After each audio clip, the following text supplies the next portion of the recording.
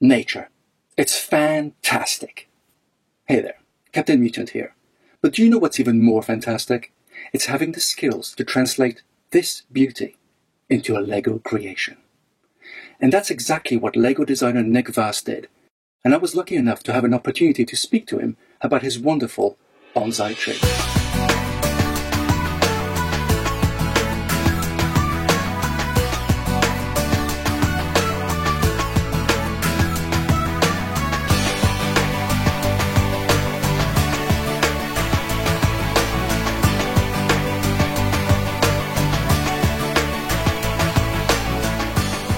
Hello, Nick. And first of all, I'd like to thank you for taking the time to talk to me, especially considering that you're on the other side of the world to me. No worries, yet.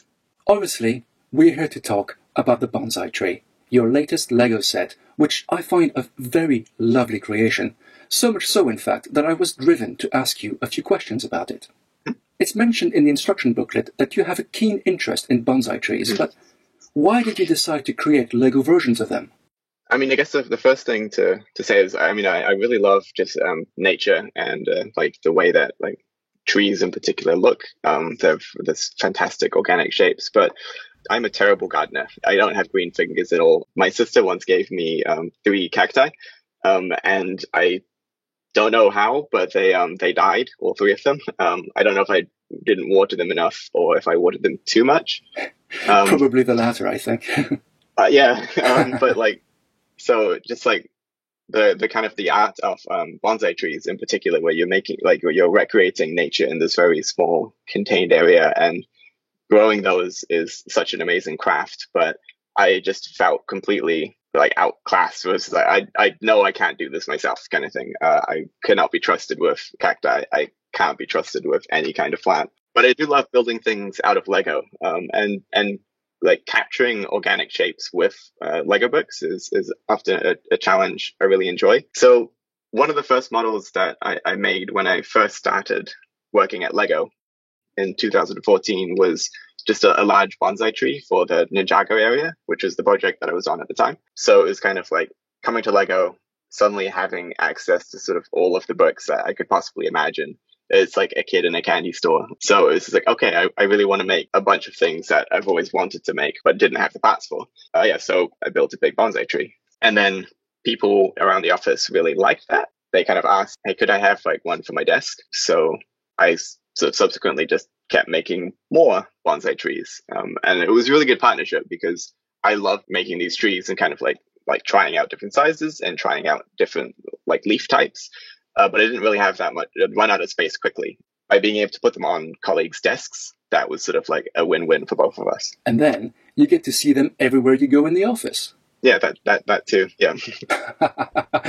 Now, obviously, it's impossible to discuss your bonsai tree without bringing up frogs. Why so much love for this humble amphibian that you had to use 101 of them? I mean, so I guess if you were to look at some of the sets that I've made, an argument could be constructed that I use the frogs a lot. But I want to say that I don't specifically set out to put frogs in my set. I really love trying to like include small animals because like as a kid I loved receiving those like little pieces in the sets where it's like this is a really cool part, and it's got so much personality in it. But if it's a car or a boat that I'm designing, then it can kind of be tricky to justify including an animal because it's not really about it.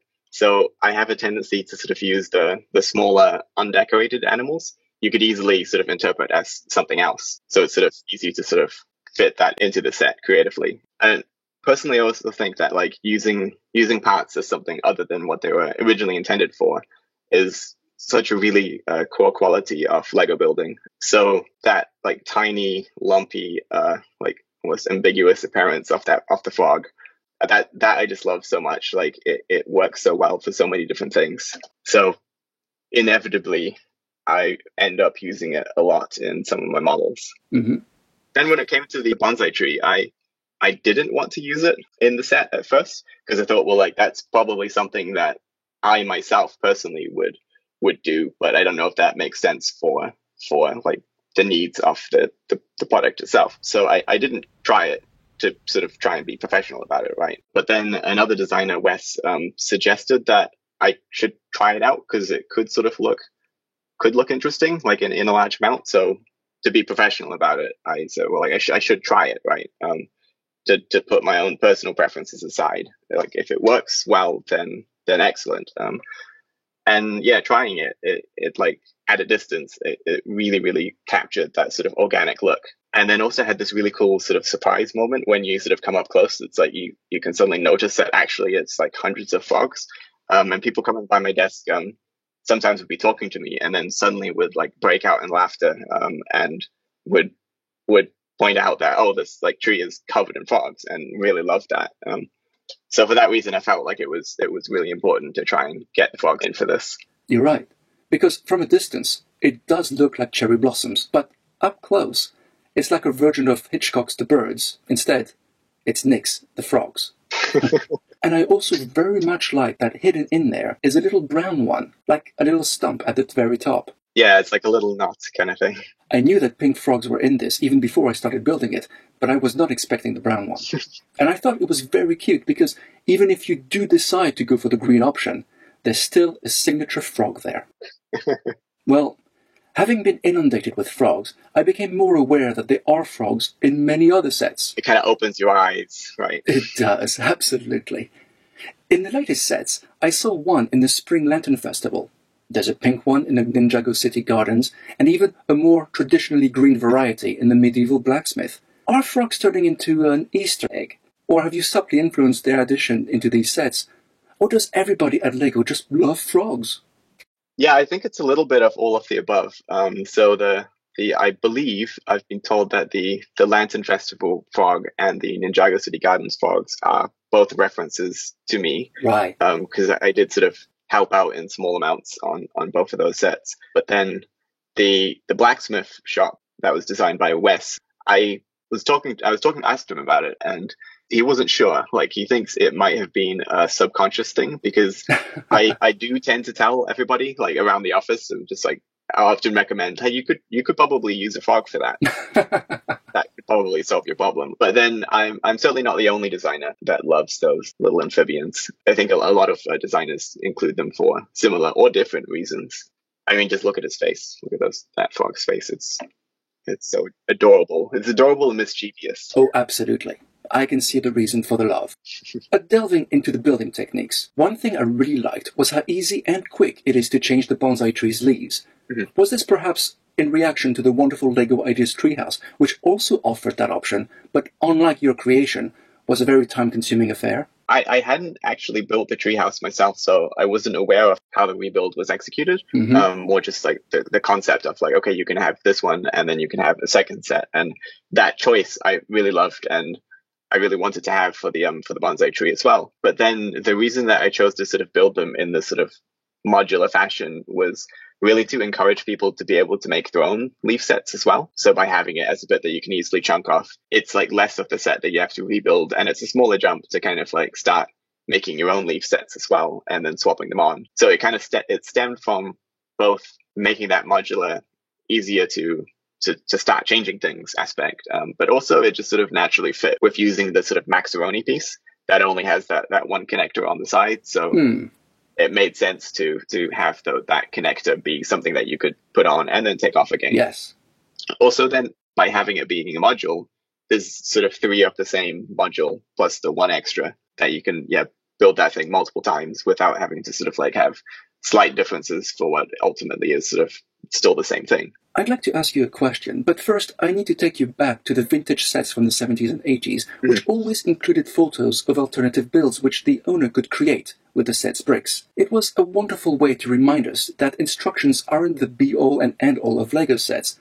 So it was a very pleasant surprise when I came across the spread at the end of the instructions, which showed alternative bonsai trees. What was the goal behind that? Because in this case, those trees can't be built with the pieces included in this set. Yeah. I mean, like absolutely. I also love the rebuilds, seeing them in the instructions as a kid as well, because it also continued to the 90s and early 2000s as well. Uh-huh. I love that it sort of encourages you to kind of like get creative, take it apart, and then really just like start making your own thing. You can kind of like recycle the Lego bricks and then really like get into the meat of like what's special about Lego. So I really wanted to try it. Like I felt like it was an interesting opportunity where the bonsai tree sort of has this format to it, and then you have so many different varieties of bonsai trees in the real world. So we're sort of limiting ourselves to just including two, but why stop there, kind of thing. So by having a gallery at the end was something that I felt really sort of bookended the out of the box experience and sort of like encourages you to continue onwards. So I was super happy that I was able to get the chance to try that out, because it is something new that we haven't done before, I think, that we're showing these things that you can't build from the box, kind of thing. Like traditionally the rebuilds where all the pieces are included, versus here they're very explicitly not. Yes. That you can just kind of get the things that you just have lying around at home. Because that's always quite different, then that kind of means that you'll be able to hopefully make something that's quite personal to you as well. Because if, for instance, you just really love goats or something, and you just happen to have a lot of goats, then yeah, you can make a goat tree, and that will be something special for you. Well, you'd have to be pretty rich to make a tree out of goats, being one of the rarest of all Lego animals. Now, why would you mention goats, I wonder? There's been some people recently online that will go unnamed that have been has me showcasing that. Oh yes, I have seen the photos. Going back to the building techniques, one thing that I noticed was that all the pieces representing the earth for the pot are loose. I've never seen this before in an official set. Now, obviously, the ship in the bottle does that, but those pieces are enclosed inside the bottle. Yeah. Can you explain your reasoning behind this?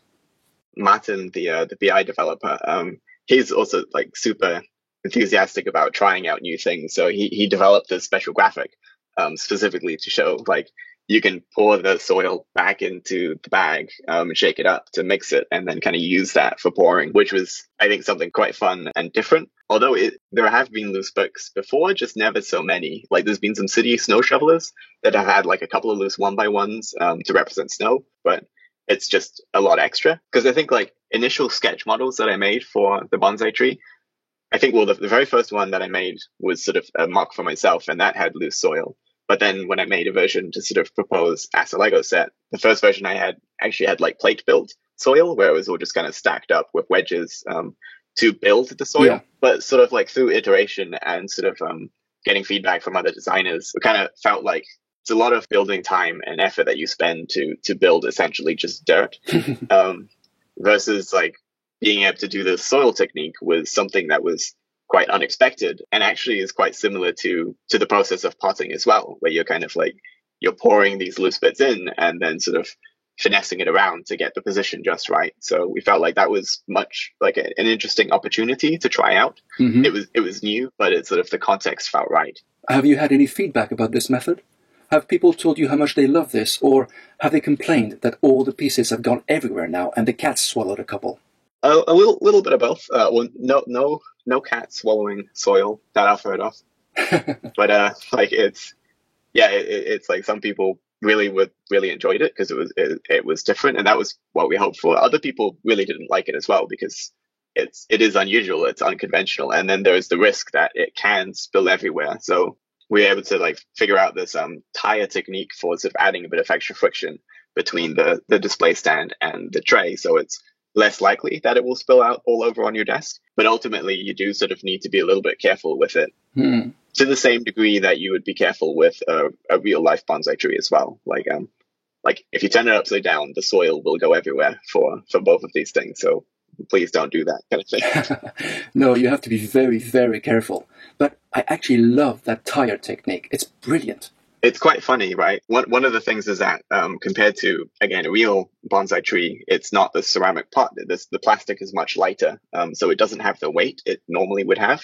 So this friction technique, yeah, it almost like, it feels like quite unnatural when you're kind of like trying to slide it because you expect it to move, and then it just kind of sticks there.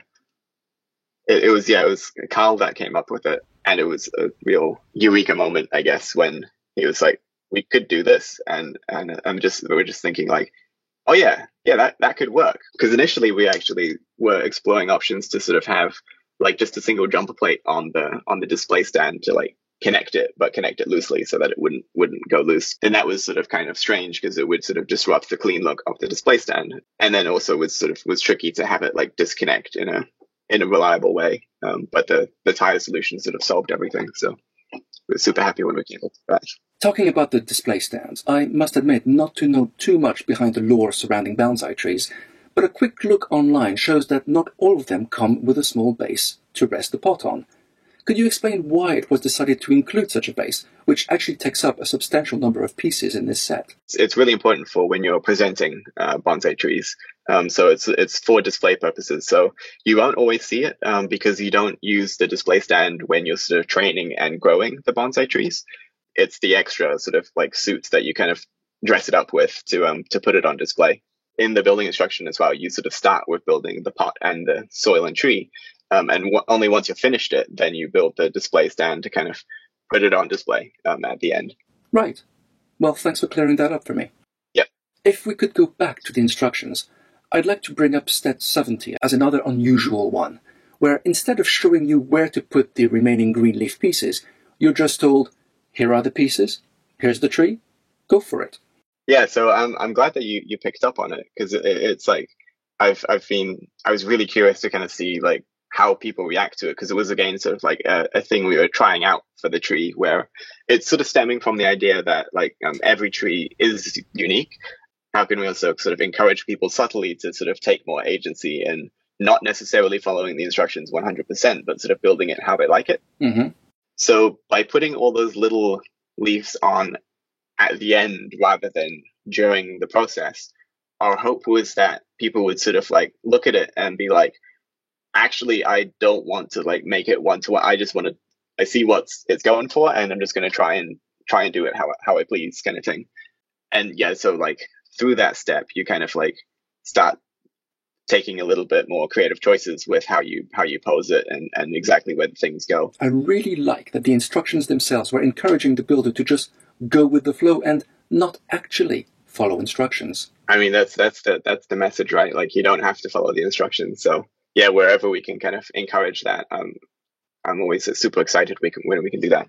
Actually, that reminds me, speaking of following instructions, all previous booklets from previous sets I've encountered, not just yours, but including yours, make it fiendishly hard to see clearly what type of pot to use when working with dark brown pieces.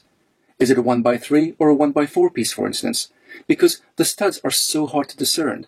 And if you have to put the dark brown piece next to another, it's really hard to see where it should go. Are LEGO trying to solve this issue? It's definitely something that LEGO is aware of, and we're working on solutions to improve that. So in our designs, that's something that we take into consideration, trying to avoid using similar pieces that would be difficult to distinguish, particularly with some of those darker colors.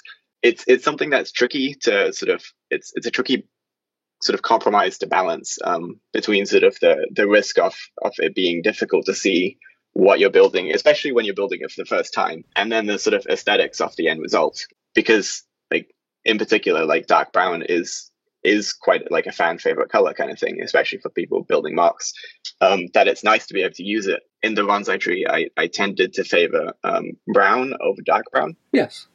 But then there's still kind of a mixture.